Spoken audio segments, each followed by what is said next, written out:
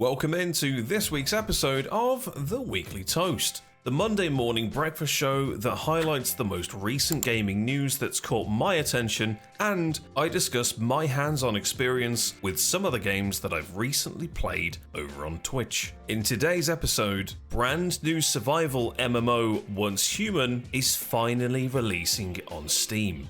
Crytek unveil their plans to balance Hunt Showdown's PvP. Coffee Stain Studios reveals the official 1.0 release date for Satisfactory. And finally, let's take a look at a couple of games that I've played this week, including team building gladiatorial auto battler Gladiator Guild Manager, and the latest free-to-play sci-fi MMO, the first Descendant. Let's kickstart today's episode by talking about Once Human. Once Human is first and foremost an open-world, massively multiplayer online survival shooter, set in a strange post-apocalyptic future. Team up with your friends to fight off Lovecraftian-inspired monsters, claim your own territory to build your own base, and compete for resources from the land, discovering new secrets behind why the world is in the current sorry state that it is. Played from a third-person perspective, the game looks like a mixture of The Division meets Rust, but plays in a very RPG style. You will be navigated by quests as to what to do, where to go, how to progress through the game, which I think is a brilliant way to approach a survival game. Giving players a path to follow, but also allow enough freedom to explore, provides an overall focus for your gameplay objective. However, it also enables a player's inner treasure goblin to roam around and find new shiny items that are dotted around the world map. I am super excited to see a survival game releasing that blends elements of horror and that feeling of the unknown. I've stayed away from any guides or reviews of the game so that when I stream this, I will do so with a completely fresh perspective. And I'm encouraging my community to join me when the game releases on July 9th. So, whether you would like to watch my adventure in Once Human on Twitch, or be a part of it playing with us, I'll be streaming the game this very week, on Wednesday, Thursday, and Friday. Join the Discord for more information. And now, if there's one thing that's truly caught my attention in gaming news recently, it's the big PvP balancing that was shown to us for Hunt Showdown. I've previously discussed Hunt Showdown on the Weekly Toast. However, this week, Crytek have unveiled the reworks and balancing that they are implementing into Hunt when the August update drops. There are three key areas that I wish to address in today's video. The first being trait balances and reworks. The second being bullet drop and the any range headshot kill potential. And the final one being the trap placement reworked system. Now, if there's one thing that is the true Marmite of conversation when it comes to Hunt, it's how self-revive or necromancer, from a solo player's perspective, currently works in the game. Some people love it, while others hate it. I personally like the idea that Crytek added a feature for solo players to attempt to get back into a firefight. However, in its current state, it makes the game extremely slow-paced and makes for a boring standoff between you, the player waiting to see if a solo player will stand back up and instantly kill them again, or for the downed player thinking, can I stand up? Is it safe? And then they wait for 5, 10, 15 minutes before pressing that revive button. Crytek have received a lot of feedback from this trait over the past year, and I can confirm that in the August update, Necromancer as a trait will be added to a list of burn traits. A burn trait is something that is used once and then is removed from that hunter, which it can be later obtained again in a future match, or when adjusting your traits in loadouts. This would mean that if a solo player uses Necromancer to self-revive, they can only do this once per match. And I feel that this restores the much needed balance to not just the gameplay of sitting and waiting around for a solo to stand back up, but it also makes for the dynamic of an overall match to move at a smoother pace. All of these individual potential self-res fights will be resolved even quicker, meaning that bounty teams will actually be fighting over boss layers in the future. Hopefully. Moving on, let's take a quick look at bullet drop and the any range headshot kill. Sounds insane, right? Firstly, bullet drop seems like a cool immersive feature, and I welcome it into the game. Hunt is an already immersive game, but adding a small detail like this will really make those long range kills feel even sweeter. Now, pair this with how headshots will be changed in the August update. Currently, there is a drop off in damage for headshots, meaning that you can hit someone square in the nose, but your gun is out of its effective range, meaning that you deal less damage. Going forward, Hunt will have all bullets and, I think, projectiles, allowing full damage on headshot, no matter the range. This appeals to me massively, especially as a streamer. Imagine those 500, 600 meter headshots that never got the kill, but now they will. Imagine the possible POG plays when a streamer nails that impossible shot and their chat goes wild.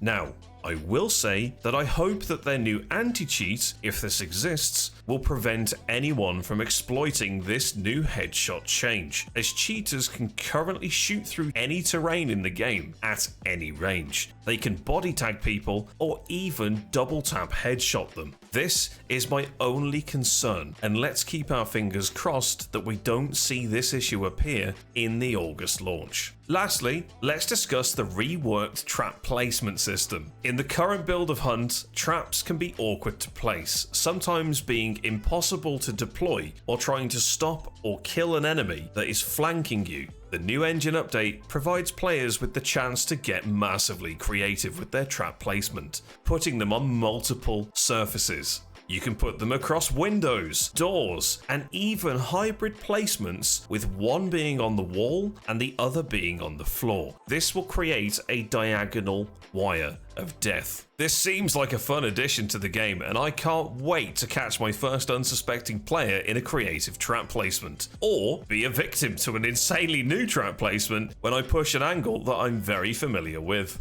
There'll be a link to the video for Hunt Showdown's dev stream in the description. Go and check it out. Now, are you a fan of spaghetti? I sure am. And with that said, let's segue into the latest trailer from Coffee Stain Studios. Fans of the much-loved game Satisfactory were pleasantly surprised when the game's YouTube channel posted a short trailer out of the blue. The trailer shows the actions of one player that appears to be running at great speed to hastily use a facility to relieve themselves. We're then greeted by a very strangely named Satisfactory toilet flush update logo, but then there's a wall of text that indicates that the game is actually releasing in 1.0 this September. What a way to keep things real with the fan base of the game, as Satisfactory is known for its comedic elements, but also draw intrigue from those that are yet to play the game. It's a fun, throwaway trailer, but has massive impact in those 60 seconds of following a character through various biomes in the game and various ways to build your factory.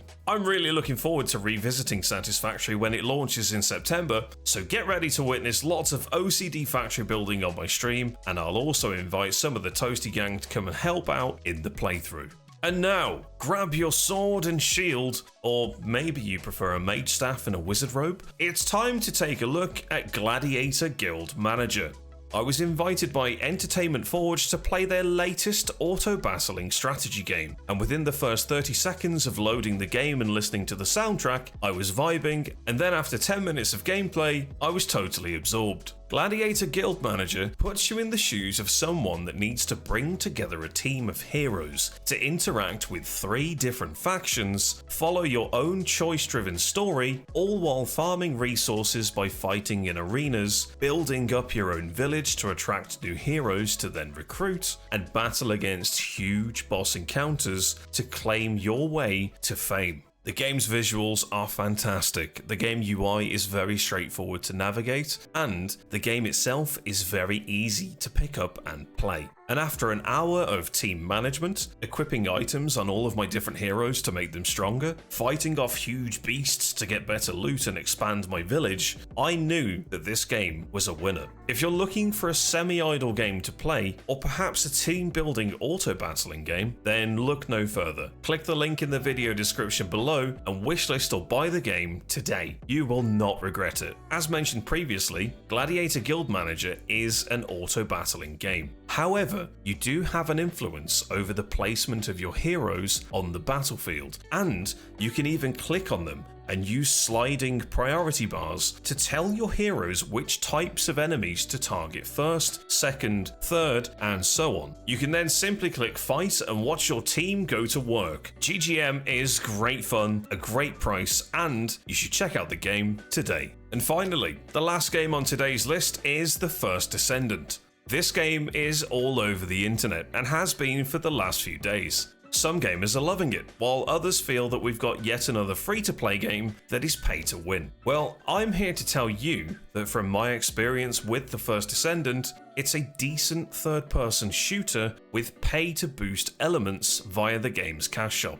I've played the game for about 10 hours and it's not bad. As mentioned on my stream this week, I feel that the first Descendant is a game that I've already played many years ago. It's not very fresh. The gunplay is very generic, but that's not a bad thing, we're just very familiar with it. The classes are diverse enough to be different, but they don't scream unique in personality. The visual palette of the game is rather dull. There's lots of metal, and, well, more metal. Your armor, your guns, the environment, nothing really stands out, and with me being a gamer that enjoys a good visual, everything seems rather lifeless. I will say that the Colossus fights, which are the game's version of a raid-style boss encounter, are actually really impressive. The scale of the arenas that you fight in and the bosses, the size of them, it makes you feel like you're fighting against something of great danger. The mechanics are very captivating, and I love the idea that you can break away the weak spots of the boss to then climb onto it and begin ripping it to pieces. Moving away from the combat, let's have a look at the quests. They all seem very New World, in my opinion. And by this, I mean that you see about 4 or 5 different ways to complete a quest. You then do this in one zone, unlock a dungeon to then run that. After that, you do the exact same thing in a brand new zone. But the new zone looks like the previous zone. Again, there's no visual change or visual indication that you as a player are discovering new areas to change up the visual game and make it feel fresh. The first Descendant isn't pay to win. It's a pay to boost your character to level faster kind of game, which for a PvE game isn't a bad thing. Everything in the game is earnable by a free-to-play player regarding the leveling. It just takes time, and if you wish to splash the cash to level faster, then you can do so at your own discretion. The game's shop has skins that are paid currency only, but that's not pay to win, that's pay to skin. With current games on the market like Warframe, Destiny 2, and to be honest, even Genshin Impact, I feel that the first Descendant will get lost in about a month or so, and players will revert back to previously played looter shooters because they hold so much more personality and vibrancy. I've said it before, the game is good, but it's just average in my eyes. First Descendant, not the game for me, but maybe it's the game for you, so go check it out for yourself. And now, ladies and gents, it's that time of the week where I remind you that this week's Epic Store freebie is available, and this week you can soar through the skies and fight on the wings of your own warbird in the Falconeer. It's absolutely free, there's a link in the video description, so click it and claim it today. And that's it for this week's episode of The Weekly Toast. If you enjoyed the video, then drop a like, subscribe if you're new here, and tune in next week for another roundup of my weekly gaming highlights. Social and stream links are below in the video description. Thank you ever so much for watching. I'd love to see you in Twitch chat, so come and hang out this week. Otherwise, I'll see you in the next video.